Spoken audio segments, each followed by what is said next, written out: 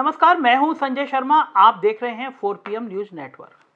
कल से बहुत चर्चा हो रही है। मेरे पास तमाम लोगों ने फ़ोन किया। लोग जानना चाहते हैं कि मुख्यमंत्री और राज्यपाल के बीच क्या बात हुई। जानना इसलिए भी चाहते हैं कि प्रदेश में पिछले 1 महीने से तमाम तरह की अटकलें चल रही हैं। अटकलें इस बात को लेकर चल रही हैं कि अरविंद शर्मा आ गए हैं, तो अरविंद शर्मा का भविष्य क्या रहेगा। अटकलें इस बात को लेकर चल रही हैं कि केशव मौर्य का भविष्य क्या रहेगा। अटकलें इस बात को भी लेकर चल रही हैं कि क्या उत्तर प्रदेश का चुनाव मुख्यमंत्री योगी आदित्यनाथ के चेहरे पर ही लड़ा जाएगा।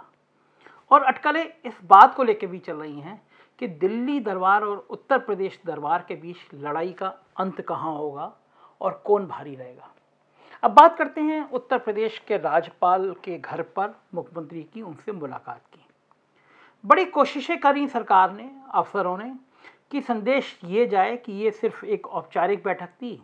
इसमें ना मंत्रिमंडल के विस्तार की कोई बात हुई और ना इस तरह की कोई भी बात हुई कि जिसमें पार्टी के मनमुटाव मतभेद की चर्चा हो रही हो। मेरे को कुछ ऐसे अफसरों ने जो आमतौर पर मुझे फ़ोन नहीं करते हैं, सरकार के बहुत करीबी हैं, मुख्यमंत्री जी के भी करीबी हैं, उन्होंने मुझे फ़ोन करके और एक लाइन ये कही कि संजय जी, मतलब हमने आपको फ़ोन इसलिए किया क्योंकि आपकी खबर गलत ना हो। मंत्रिमंडल विस्तार की कोई बातचीत नहीं हुई वहाँ पे, केवल वो औपचारिकता मुलाकात थी मुख्यमंत्री जी की।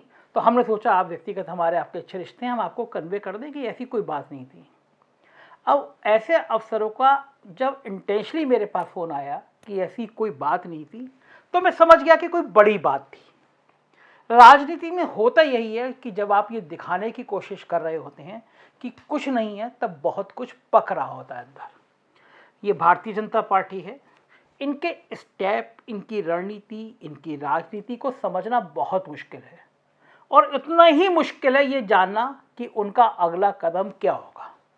लेकिन मोटे मोटे तौर पे 2 बातें समझ लीजिए जो मुझे राजभवन के सूत्रों ने, जो मेरे संघ के मित्रों ने और जो मेरे को भारतीय जनता पार्टी के उत्तर प्रदेश और दिल्ली के नेतृत्व के बहुत करीबी लोगों ने बताई। कुछ चीज़ें उत्तर प्रदेश में तय है। 15 जून तक मैक्सिमम बता रहा हूँ, वरना 10 जून से पहले उत्तर प्रदेश में मंत्रिमंडल विस्तार होगा। नंबर 2, केशव मौर्य का ओहदा बढ़ेगा, चाहे वो प्रदेश अध्यक्ष बने, चाहे वो उनको सिंचाई, ऊर्जा जैसे कुछ और विभाग दे दिए जाएं। अरविंद शर्मा या तो डिप्टी सीएम होंगे या अमर सिंह की जगह एक औद्योगिक विकास परिषद बनाया जाएगा, उसके वो चेयरमैन होंगे।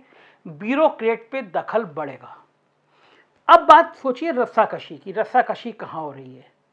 ये बात भारतीय जनता पार्टी के साधारण कार्यकर्ता से लेकर संघ तक और बीजेपी के उत्तर प्रदेश और दिल्ली के बीच में एक बात कॉमन है। अगर आपको कोई व्यक्तिगत रिश्ता है, वो कैमरे के सामने कोई नहीं बोलेगा, मीडिया की खबर के पॉइंट ऑफ व्यू से कुछ नहीं बोलेगा, लेकिन आप व्यक्तिगत बातचीत करेंगे तो एक बात कही जाएगी। वो जो बात कही जाएगी वो ये कही जाएगी कि मोदी और अमित शाह योगी को पसंद नहीं करते हैं, मगर संघ योगी के साथ खड़ा है, क्योंकि संघ जो है वो योगी के संग इसलिए खड़ा है क्योंकि योगी संघ के हिंदुत्व के एजेंडे को बढ़ा रहे हैं।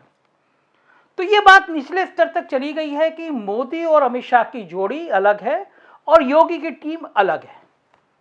जब ये विवाद बढ़ता है या जब विवाद तेज होता है तो बात यह भी आती है कि आखिर भारी कौन होगा। विवाद की शुरुआत की बात में यह बात भी आती है कि अरविंद शर्मा को इस तरह ओवरलुक कब तक किया जा सकेगा। बड़ी छोटी सी बात समझिए। आप किसी मित्र के पास जाते हैं जिसका किसी अफसर से, मैं एक उदाहरण देता हूं आपको, कि आप लखनऊ आते हैं कहीं बाहर से और मैं आपसे कहता हूं कि लखनऊ के एसपी कमिश्नर, पुलिस कमिश्नर मेरे बड़े अच्छे दोस्त हैं, आप जाइए मेरा नाम लेके, वो आपको अटेंड करेंगे। आप वहां जाते हैं और पुलिस कमिश्नर आपको आधे घंटे बाहर बिठा के रखते हैं और चाय को भी नहीं पूछते हैं, तो वो आपकी बेइज्जती नहीं है, वो मेरी बेइज्जती है। अब कुछ इसी संकेतों को राजनीति के तौर पर देख के चलिए।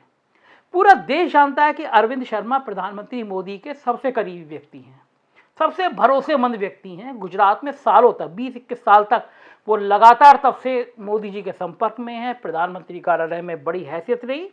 वो अचानक लखनऊ आते हैं और नौकरी छोड़ते हैं 2-2.5 साल की अपनी, और ये कहा जाता है कि वो राजनीति में आएंगे। उत्तर प्रदेश के रहने वाले हैं तो राजनीति में आ जाते हैं, उत्तर प्रदेश में आते हैं।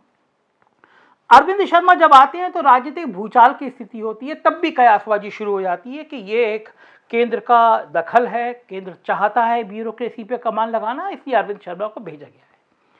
अरविंद शर्मा के आते ही दोनों डिप्टी सीएम केशव मौर्य, दिनेश शर्मा नतमस्तक होते हैं। प्रदेश के वो बड़े से बड़े नौकरशाह जो योगी जी के चारों तरफ घूमते हैं, वो अरविंद शर्मा के करीब जाने की रणनीति बिछाते हैं। उन पत्रकारों को, उन उद्योगपतियों को, उन नेताओं को पकड़ते हैं जो अरविंद शर्मा के पास तक उनको ले जा सकते हैं, क्योंकि तब ये मैसेज चल रहा था कि अरविंद शर्मा बहुत ताकतवर स्थिति में हैं। लेकिन इस बीच में 4 दिन तक मुख्यमंत्री अरविंद शर्मा को मिलने का समय नहीं देते हैं, मुलाकात 4 दिन तक नहीं होती है। तो एक संकेत जाता है कि योगी आदित्यनाथ, जैसा उनका स्वभाव है कि वो जिद्दी हैं, अपनी लाइन लेते हैं, तो वो एक संकेत जाता है कि उन्होंने अपनी लाइन ले ली कि मैं अपनी शर्तों पे ही जीऊँगा, अपनी शर्तों पे ही काम करूँगा, अरविंद शर्मा को नहीं कंसीडर करूँगा। अरविंद शर्मा नेपथ्य में चले जाते हैं और ये मैसेज चला जाता है कि योगी आदित्यनाथ इस समय इतने बड़े नेता हैं कि आखिर उनको झुकाना असंभव है। उस समय योगी आदित्यनाथ चरम पे थे भी, देश के कई राज्यों में उनकी डिमांड थी, हिंदुत्व का बहुत बड़ा चेहरा बन चुके थे और लोग उनको प्रधानमंत्री पद का दावेदार मान रहे थे। और मुझे लगता है कि ये योगी आदित्यनाथ की राजनीति की सबसे बड़ी चूक थी। उन लोगों ने, उनके उन करीबी लोगों ने जिन्होंने नारे लगवा दिया मोदी के बाद योगी, मुझे लगता है व्यक्तिगत तौर से ये योगी आदित्यनाथ के जीवन का बहुत खराब दौर था, जब उन्होंने मोदी का विकल्प बनने के रूप में उन लोगों को रोका नहीं जो इस तरह के नारे लगा रहे थे। इंदिरा गांधी से लेकर और बाकी, अगर आप राजनीति शास्त्र में जरा से भी रुचि रखते हैं, राजनीति पढ़ते हैं, अध्ययन करते हैं, तो आप जानते होंगे राजनीति में कहा जाता है कि जिस सीढ़ी पे आप ऊपर चढ़ते हैं वो सीढ़ी को गिरा दिया जाता है, कोई विकल्प नहीं बनने देता। आप देखिए मोदी जी को, आडवाणी जी आज कहाँ है, मुरली मनोहर जोशी कहाँ है पता नहीं, राजनाथ सिंह चले गए लेकिन कल्लाद मिश्रा कहाँ है पता नहीं, तो विकल्प नहीं बनने देना चाहता कोई। तो ये बड़ी सीधी सीधी बात थी। जब योगी जी अड़े कि मैं अरविंद शर्मा को नो लिफ्ट वाला भाव दिखाऊंगा, एक 4 नंबर बंगले की बात हुई, बंगला नहीं दी गया, अरविंद शर्मा आज भी गेस्ट हाउस में। तो एक बात तो क्लियर हो गई बीजेपी के वर्कर्स में कि एक लाइन है, ये दिल्ली दरबार है और ये उत्तर प्रदेश दरबार है। इस लाइन में कौन भारी होगा, इसका संतुलन बनाए रखना है। लेकिन कोरोना काल में उत्तर प्रदेश की सरकार बहुत बुरी तरह से विफल साबित हुई। ऑक्सीजन की कमी, वेंटिलेटर की कमी, दवा की कमी, अस्पतालों की कमी और लाशों को छुपाने का खेल। अंतर्राष्ट्रीय मीडिया में अगर कहीं बदनामी हुई सबसे ज़्यादा तो वो उत्तर प्रदेश की हुई। तो जाहिर है जब ये दौर आ गया तो योगी आदित्यनाथ कमज़ोर हुए और दिल्ली दरबार भारी हुआ। इसी बीच में दिल्ली दरबार ने अरविंद शर्मा को बनारस और उसके आसपास के जिलों में एक्टिव कर दिया। बड़े गौर से आप समझिए, राजनीति के संकेतों को समझिए। ब्यूरोक्रेट बहुत तेज होते हैं, बहुत चतुर होते हैं और वक्त की हवा की धार पहचानते हैं। अरविंद शर्मा ने जिस तरह बनारस में काम करना शुरू किया, वो ऐसा लग रहा था जैसे वो चीफ मिनिस्टर हो गए हैं। मैंने कुछ डीएम के ट्वीट सीखे, अयोध्या के डीएम थे शायद, और आजमगढ़ या इधर के 2-3 डीएम के मैंने ट्वीट सीखे। उन्होंने अरविंद शर्मा जी को बधाई दी कि आपने हमारी ये मदद कर दी, थैंक्स ट्विटर पे। तो ट्विटर पे ये जानते हुए भी कि जब ब्यूरोक्रेसी में चर्चा है कि एक खेमा अरविंद शर्मा का है, एक खेमा योगी आदित्यनाथ का है, तब अगर 4-5 जिलों के डीएम ट्वीट करके अरविंद शर्मा को बधाई दे रहे हैं तो संकेत साफ था कि ब्यूरोक्रेसी में ये संदेश जा चुका है कि अरविंद शर्मा एक ताकतवर स्थिति में आ रहे हैं। अब गेम फिर चेंज होता है। अचानक केशव मौर्य खेमा एक्टिव होता है और बाकी लोग एक्टिव होते हैं और ये मुद्दा सामने आता है कि अगर यही स्थिति रही पंचायत चुनाव के नतीजे के बाद खास तौर से, तो बहुत खराब हो जाएगा मामला। जब ये मुद्दा उठता है तो एक बात ये भी उठती है कि मुख्यमंत्री का चेहरा बदला जाए। लेकिन ये बात खतरनाक थी, जब चेहरा बदलने वाली बात आई तो योगी आदित्यनाथ फायर ब्रांड थे, हिंदुत्व का चेहरा थे, इतना आसान भी नहीं था बदलना। लेकिन ये तय हो गया कि अगर मोहरा चलना है या नाम बढ़ाना है तो भले योगी आदित्यनाथ मुख्यमंत्री के रूप में काम करते रहें, लेकिन एक पावर सेंटर ऐसा जरूर बनाना है जो ब्यूरोक्रेसी पे अंकुश लगा सके। तो बात यह है कि डिप्टी सीएम अरविंद शर्मा को बना दिया जाए, केशव शर्मा को प्रदेश अध्यक्ष बना दिया जाए। सेकंड ऑप्शन ये भी था कि केशव मौर्य को ऊर्जा या सिंचाई जैसे बड़े मंत्रालय दे दिए जाए और 2 मंत्रियों के पर कतरने की बात योगी आदित्यनाथ के खिलाफ वाला खेमा जो उसने चलाई वो था कि महेंद्र सिंह और सुरेश राणा, ये 2 मंत्री हैं जो योगी आदित्यनाथ के बहुत करीबी रहते हैं। महेंद्र सिंह के कुछ कारनामों की पूरी फाइलें, मुझे जहाँ तक मेरे सोर्स पता है, सिंचाई विभाग की कई बड़े ठेकों की फाइलें पीएमओ तक पहुँची और शायद प्रवर्तन निदेशालय तक भी कुछ मामले पहुँचे हैं। आने वाले टाइम में कुछ और खुराफाती होंगी ईडी की तरफ से, इनकम टैक्स की तरफ से, सिंचाई विभाग के बड़े ठेकों को लेकर और सुरेश राणा की संपत्तियों को लेकर। यह भी चर्चा है, इस समय भाजपा के अंदर ही चर्चा है। इस बीच में देखिए संवाद कैसे होते हैं। अब दिल्ली और लखनऊ के बीच में संवाद होना होगा तो कैसे होगा? फ़ोन पे तो ये संवाद हो नहीं सकते, या तो मुख्यमंत्री को दिल्ली बुलाएं।